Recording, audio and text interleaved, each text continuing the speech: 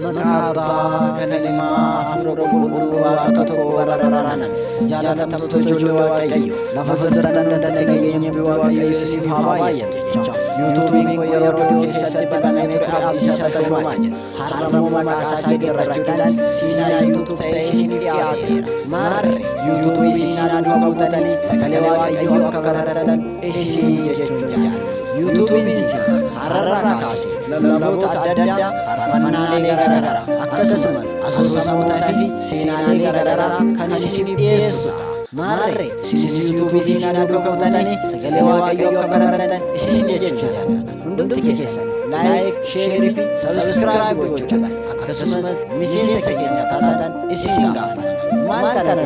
namoota muuxannoo gaarii argachuu dandeessan YouTube irratti kan isin affeeraman akkasumas dabalataan barumsa mana namaa keenya kan walitti buune barumsaalee addunyaa keessattuu waa'ee seeraa akkasumas waa'ee jireenyaa kan wal wajjin barata maarri hundumti keessan subscribe gochuun miseensa YouTube keenya taatanii sagalee waaqayyoo akka baratan isin jechuudha maarri muusaa gara turuu isinitti hime jecha waaqayyoo fudhatee gale isinillee gara siinaa YouTube itti dhuftanii sagalee waaqayyoo fudhatanii akka galan yeroo isin jedhan gammachuun daadhaatti